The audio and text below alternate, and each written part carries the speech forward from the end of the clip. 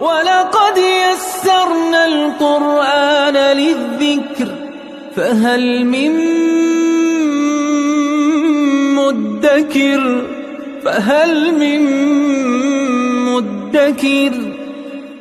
اعوذ باللہ من الشیطان الرجیم بسم اللہ الرحمن الرحیم الحمد للہ رب العالمین وصلی اللہ علی سیدنا و نبینا ابی القاسم المصطفى محمد وعلی آلہ الطیبین الطاہرین المعصومین اما بعد اعوذ باللہ من الشیطان الرجیم بسم اللہ الرحمن الرحیم وَإِذَا سَأَلَكَ عِبَادِي عَنِّي فَإِنِّي قَرِيبٌ أُجِيبُ دَعْوَةَ الدَّاعِ إِذَا دَعَانِ فَلْيَسْتَجِيبُوا لِي وَلْيُؤْمِنُوا بِي لَعَلَّهُمْ يَرْشُدُونَ صدق اللہ العلی العظیم۔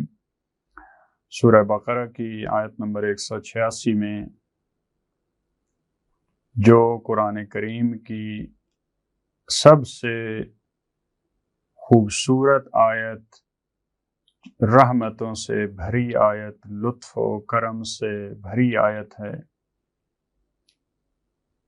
جو اس آیت کا لب و لہجہ ہے، جو اس آیت کا انداز ہے، وہ ظاہراً کسی اور آیت کا نہیں ہے۔ پروردگار عالم نے اس آیت میں اپنے بندوں کو بہت ہی محبت بھرے لہجے میں بلایا ہے۔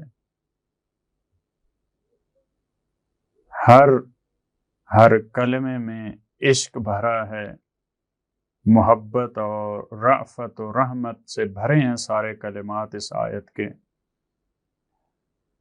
دیکھیں، اس سے پہلے کیونکہ کچھ سخت احکامات بیان ہوئے ہیں، قصاص کا حکم تھا، وصیت کا حکم ہے، روزوں کا حکم ہے، یہ چند احکامات بیان کرنے کے بعد ممکن ہے انسان یہ سمجھیں کہ پروردگار عالم ہمیں سختی میں ڈالنا چاہتا ہے، ہمیں مشقت میں ڈالنا چاہتا ہے، لہذا ان احکامات کے بعد البتہ پہلے بھی اشارہ فرمایا پروردگار عالم نے کہ خدا آسانی کا ارادہ رکھتا ہے، خدا سختی نہیں کرنا چاہتا، لیکن اس آیت میں اور خوبصورت انداز میں یہ تمام احکامات کی طرف ناظر ہے یہ آیت، کہ جو ممکن ہے انسان کو سخت لگ رہے ہوں، انسان کو مشکل لگ رہے ہوں وہ احکامات، لیکن یہاں پہ بتایا کہ نہیں،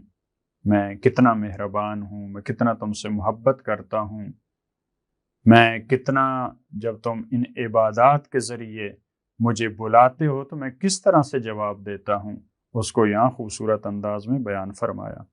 وَإِذَا سَأَلَكَ عِبَادِي عَنِّي، رسول اللہ کو مخاطب کرتے ہوئے فرمایا کہ جب تجھ سے سوال کرتے ہیں میرے بندے، عنی، میرے بارے میں، جب میرے بندے، دیکھیں عبادی سب سے زیادہ جس میں پروردگار نے اپنی طرف نسبت دی ہے، میں وہ یہ آیت ہے قرآن کریم کی۔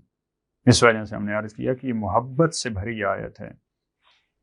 جب میرے بندے میرے بارے میں تجھ سے سوال کرتے ہیں، اعلیٰ ممکن ہے خدا کے بارے میں، خدا کے صفات کے بارے میں، خدا کے کاموں کے بارے میں، مختلف جو ہے وہ خدا کے بارے میں سوالات ہو سکتے ہیں، جب پوچھیں، جب تم سے سوال کریں، فَإِنِّي قَرِيب، تو پس میں قریب ہوں۔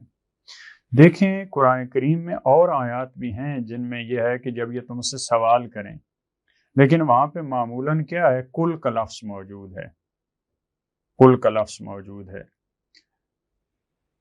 یسألونک عن الأہلہ قل ہی مواقیت، قل، لیکن یہ محبت بھری آیت اس طرح سے ہے، پروردگار نہیں چاہتا میرے اور بندے کے درمیان کوئی چیز فاصلہ ہو، لہذا کل کو، لفظ کل کو بھی ہٹا دیا پروردگار عالم نے کہ آپ کہہ دیجئے، آپ ان کو جواب دیں، نہیں، وہ سوال کرتے ہیں میرے بارے میں، فَإِنِّي قَرِيب، یعنی ایسے پروردگار عالم نے بتایا کہ جیسے بالکل وہ سوال کر رہے ہیں، وہ میری جستجو میں ہے تو میں ان کے پاس ہوں۔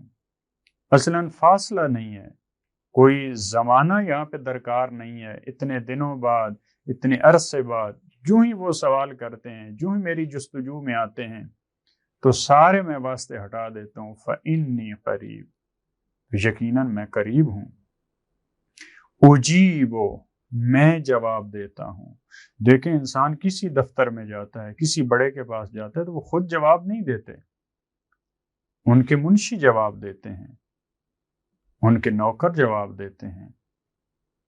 لیکن یہاں پہ دیکھیں پروردگار عالم نے کتنا اپنے آپ کو بندے کے قریب کیا ہے۔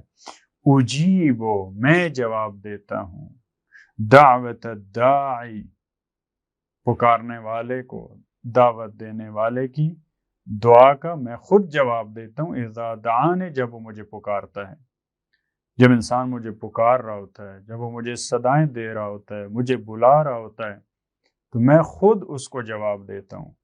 میں ایسا نہیں کہتا کہ فرشتو تم جا کے اس کی بات سنو، اگرچہ وہ مراحل ہے، ممکن ہے بعض افراد کے بارے میں وہ، لیکن جو ڈائریکٹ خدا کو خلوص دل سے پکارتا ہے، خدا خود اس کی آواز پہ لبیک کہتا ہے کہ میں حاضر ہوں، اے میرے بندے تمہیں کیا چاہیے، میں جواب دیتا ہوں۔ دیکھیں میرے بندے میرے بارے میں قریب ہوں، میں جواب دیتا ہوں جب وہ مجھے پکاریں۔ کتنی دفعہ اس بات کا تذکرہ ہے، فَلْيَسْتَجِيبُوا لِي، تو پس وہ لبیک کہیں میری دعوت پر۔ میں بھی ان کی بات سنتا ہوں، لیکن جب میں ان کو پکاروں، جب میں کسی حکم کا ان کو دستور دوں تو پھر ان کو بھی اجابت کرنی چاہیے۔ فَلْيَسْتَجِيبُوا لِي، پھر یہاں پہ وہی واحد متکلم کا صیغہ ہے، میری آواز پہ ان کو بھی لبیک کہنا چاہیے۔ وَلْيُؤْمِنُوا بِي، ان کو ایمان لانا چاہیے مجھ پر۔ یعنی یہ عبد اور معبود، اس کا طرفینی رابطہ ہے۔ تم اگر پکارو گے، تم اگر مجھے بلاؤ گے تو میں تمہیں جواب دوں گا۔ اجیبو، دیکھیں اجیبو کو بھی پروردگار عالم نے فعل مضارع کے ذریعے بیان کیا ہے، جس میں استمرار ہوتا ہے، ماضی کے ذریعے نہیں کہ میں ایک بار فقط۔ اسی وجہ سے بعض جو روایات میں بیان کیا جاتا ہے کہ عبد اور بندہ ایک مرتبہ کہتا ہے، پروردگار عالم کی طرف سے کئی بار اس کا جواب دیا جاتا ہے، کئی بار اس کا جواب دیا جاتا ہے۔ لہذا اجیبو، یہ طرفینی رابطہ ہے عبد اور معبود کے درمیان۔ تم پکارو گے، اجیبو، میں جواب دوں گا، لیکن جب میں پکارتا ہوں فَلْيَسْتَجِيبُوا لِي، جب میں پکارتا ہوں تو تمہیں بھی پھر استجابت کرنی چاہیے، تمہیں بھی پھر میری آواز پہ لبیک کہنا چاہیے۔ جب میں تمہیں نماز کے لیے بلاؤں، جب میں تمہیں روزے کا حکم دوں، جب میں تمہیں وصیت کا کہوں، جب میں تمہیں قصاص کا کہوں، ان احکامات کا یا بعد میں آنے والے احکامات، جتنے بھی شریعت کے احکامات ہیں، جب میں ان پہ عمل کرنے کا کہوں تو تمہیں بھی پھر اجابت کرنی چاہیے۔ بعد دوسری آیات میں بیان کیا پروردگار عالم نے کہ اللہ اور رسول کے بلانے کا ہدف کیا ہے؟ لما یحییکم، یہ تمہیں حیات کی طرف بلاتے ہیں۔ پروردگار کے جو احکامات ہیں ان سے انسان کو حقیقی زندگی ملتی ہے۔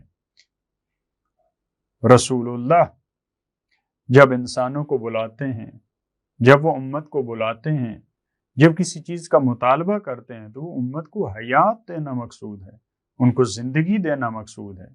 لما یحییکم، تمہیں حیات دینا چاہتے ہیں، لہذا فرمایا کہ تم بھی پھر میری بات پہ لبیک کہو، اور وَلْيُؤْمِنُوا بِي، تم کا صحیح ایمان ہونا چاہیے، دل سے تمہیں لبیک کہنا چاہیے۔